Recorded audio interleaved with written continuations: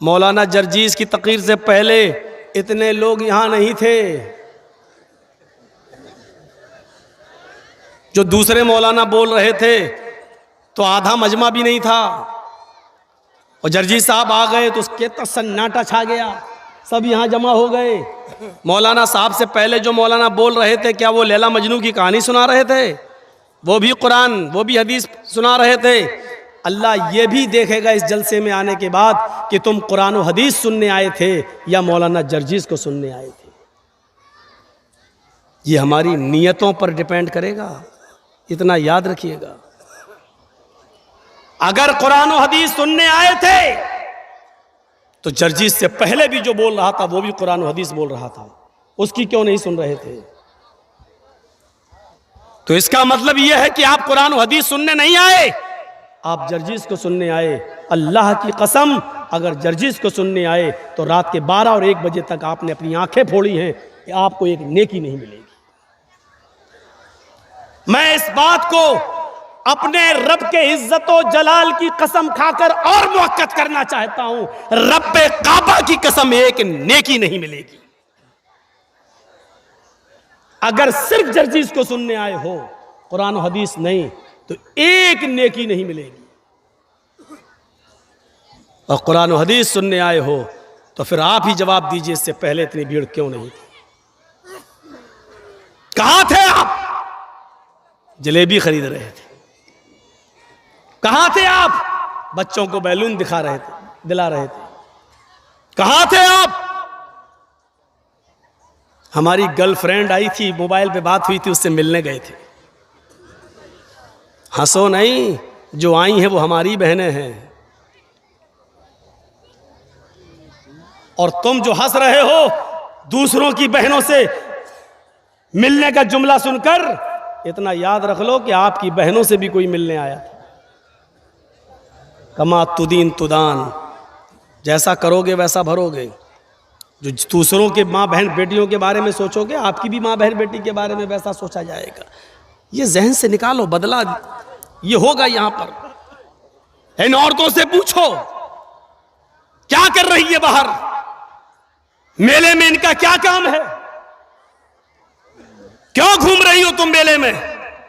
और जलसों में नए कपड़े पहनकर आने का मकसद क्या है?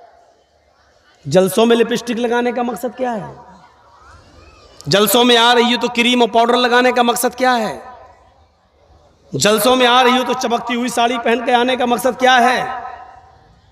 और कल की तकरीर में मैंने कहा था, मालदार पाड़ा में वो जुमले जेब तो नहीं देते हैं लेकिन कहना पड़ता है मजबूरी में। जब जख्म पुराना हो जाए और सही ना हो तो होम्योपैथिक दवा से इलाज नहीं किया जाता, छुरा उठाया जाता है ऑपरेशन करने के लिए। कसम खुदा की ऐसा लग रहा था जैसे एक कुतिया के पीछे 10-10 कुत्ते दौड़ रहे हो। यह हाल है। हाँ, यह जुमला नहीं कहना चाहिए मुझे, लेकिन कहूंगा, रोक के दिखाओ मुझे। यह सूरत हाल बना के रख दी आपने। जलसे भी जब महफूज ना रहे, बेपर्दगी और उरियानियत का नंगा नाच जब जलसों में भी नाचा जाने लगे, तो फिर कहां रूह तलाश कर रहे हो? आपने सवाब की नीयत से जलसा किया, यह सवाब मिलेगा आपको?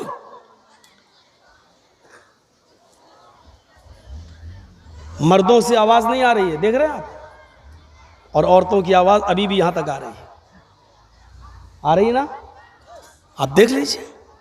पता नहीं कौन मशवरा देता है इतना करीब इन औरतों को बिठालने का आपको। इनको तो 2 किलोमीटर दूर इंतजाम करना चाहिए।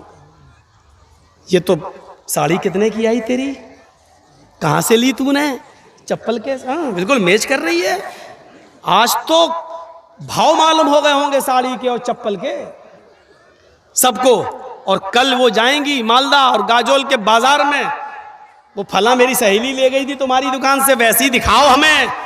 ये जलसे का फायदा हुआ है। जलसे का फायदा ये नहीं हुआ कि आज फला मौलाना ने नमाज पे ये बोला और फला ने ये बोला, आज हम वैसे करके दिखाएंगे, ये सदका करेंगे। ये फायदा नहीं हुआ। फायदा क्या हुआ? अपने भाइयों से जाके कहेंगी फला की बहन भी आई थी, बड़ी खूबसूरत है, हमने तेरे लिए देख ली। ये फायदा होता है जलसों में, ये फायदा होता है। इतना करीब इंतजाम, और औरतों की चोंचें तुम बंद करा दो, कभी नहीं हो सकता।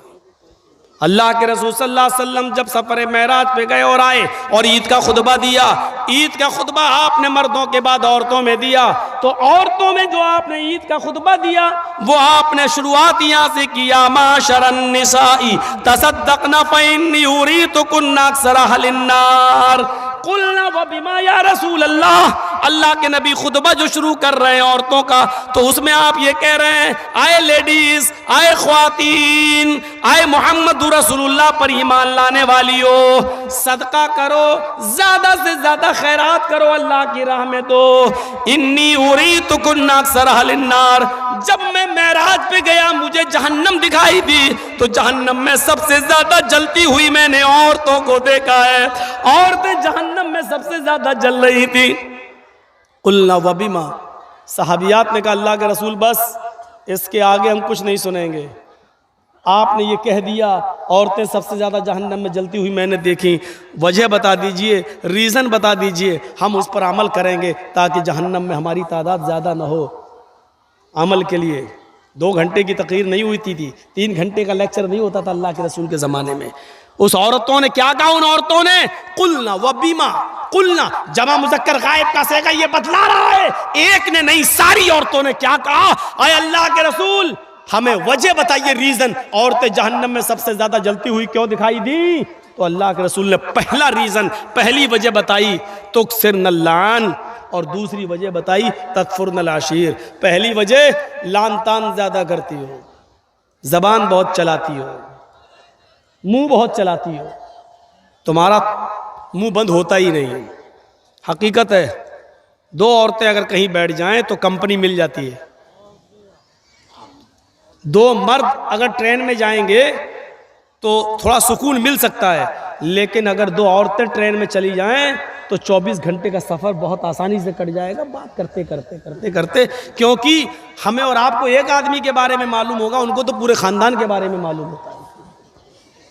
एक बादशाह ने ऐलान निकाला, जो सबसे बड़ा झूठ बोलेगा उसको सबसे बड़ा इनाम देंगे।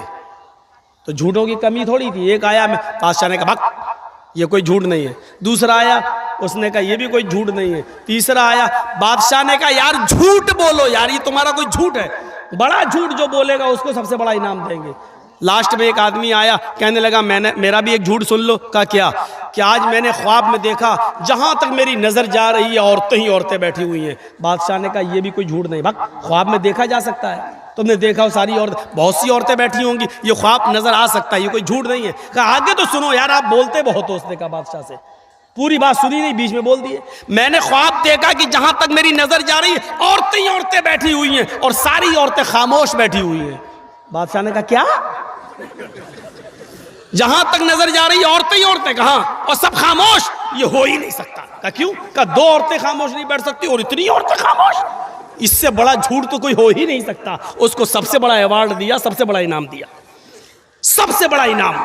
तो ये औरतों का एक रिकॉर्ड है, और इस रिकॉर्ड को अल्लाह के रसूल ने यही कहा, तुक्सिरन लान, तुम लानो तान ज्यादा करती हो, एक दूसरे की बुराई ज्यादा करती हो, एक दूसरे की गीबतें ज्यादा करती हो, एक दूसरे की बुराइयों में लगी रहती हो। वह तकफुरन आशीर, और दूसरी तुम शोहरों की नाफरमानी बहुत करती हो, शोहरों की नाफरमानी। अब बताओ आदमी बेचारा क्या करे। मेरे साथ भी हादसा होता है। एक बार मेरी बीवी ने पूछा मैं मायके जा रही हूँ, चली जाऊं? पास में ही है। मैंने कहा ठीक है चली जाओ, कोई बात नहीं, बहुत दिनों से नहीं गई। हाँ तुम तो चाहते हो कि मैं चला जाऊं, चली जाऊं, तुम्हें तो अच्छा लगता है। मैंने कहा ला हौल वला कुव्वता इल्ला बिल्लाह। यार तुमने इजाजत मांगी, मैंने दे दी। 1-2 महीने के बाद फिर कहने लगी कि मैं चली जाऊं, थोड़ी अम्मी की तबीयत खराब है। मैंने कहा नहीं अभी तुम्हें जाने की कोई ज़रूरत नहीं है, 2-4 दिन रुको, हम दोनों चलेंगे वो देखने के लिए। लो तो मैं तो आपके घर में क्या नौकर कैद होकर रहूं? हैं? मैं जब भी जाना चाहूं तो आप भेजेंगे नहीं? नहीं मैं अब मैंने कहा कि ना जाओ तो कैद करके रख रहा हूं, और मैंने कह दिया चले जाओ तो क्या हो रहा है? लो तुम्हें तो कोई फिक्र ही नहीं, कितनी आसानी से कहती चले जाओ, इसका मतलब तुम्हें मेरी ज़रूरत ही नहीं। ये औरत इसीलिए कहा टेढ़ी पिसली से पैदा हुई है। सीधा करोगे तो टूट जाएगी, लेकिन सीधी नहीं होगी। इसके नाज और नखरे को बर्दाश्त करना पड़ेगा। एक सहाबी का वाक़या बताऊं, हज़रत उनकी बीवी से उनको बड़ी परेशानी थी, तो वो अपनी शिकायत लेकर अल्लाह के हज़रत उमर के पास गए कि हज़रत उमर को कहूँगा तो हज़रत उमर डांटेंगे, मेरी बीवी को सही हो जाएगी। तो वो घर पे गए और दरवाजे को दस्तक दी। उधर से आवाज़ आई अंदर से, बाहर बैठो मैं अभी आ रहा हूँ। और देखा कि अंदर शोर हो रहा है, तो इसने कान लगाया सहाबी ने हज़रत उमर फ़ारूक के दरवाजे पर। तो क्या सुनता है कि उमर फ़ारूक की बीवी उमर फ़ारूक पर बरस रही है, ये वो तुम्हें होश नहीं, ये नहीं, ठिकाना नहीं, सब्जी कैसे आएगी, खाना कैसे। और हज़रत उमर जी जी जी करते चले आ रहे, जी ट्रेन आ जाएगा जी जी। अब वो कहने लगा, लो ये क्या मेरा इलाज करेंगे, ये तो खुद ही इस बीमारी में मुब्तला हैं। वो चल दिया वहाँ से, वो चल दिया। थोड़ी देर में हज़रत उमर निकले, उसको जाता हुआ देखा, ए हज़रत इधर आओ, इधर। वो कहता क्या, इधर आओ। जी, अरे तुम किसी काम से आए थे और बगैर काम के चले जा रहे हो, आओ क्या बात है। कहने कोई काम नहीं है। अरे कोई काम नहीं है क्या मतलब, कहा मैंने काम से आए हो, फिर कह रहे हो कोई काम नहीं है। कहा नहीं अमीरुल मोमिनीन, जिस काम से आया था वो आपके बस का नहीं है। क्या मतलब, कहना क्या चाहते हो। कहा अमीरुल मोमिनीन, मैं अपनी बीवी से बहुत परेशान था और हूँ और अभी तक हूँ, तो मैं आया था कि आपको अपनी बीवी की परेशानियां बताऊं, गिनाऊं तकलीफें कितनी देती है, तो आप हमारे बीवी को डांट देंगे। यहाँ आया तो देख रहा हूँ आप ही की बीवी आपको डांट रही है, आप अपनी बीवी को नहीं समझा पा रहे तो मेरी बीवी को क्या समझा पाएंगे। तो हज़रत उमर फ़ारूक ने कहा बैठो इधर और सुनो। कहा क्या, तुम्हारे घर खाना कौन बनाता है। कहा मेरी बीवी। कहा खाना बनाना उसका हक नहीं है शरीयत में। बताऊं कि ना बताऊं, अगर कह दूंगा तो डर लग रहा कल से ही आप घर की औरतें कहीं ऐसा ना हो कि चढ़ बैठे। हज़रत उमर फ़ारूक ने कहा ये खाना बनाना औरत का हक नहीं है शरीयत में, नान नफ़का आपकी जिम्मेदारी है।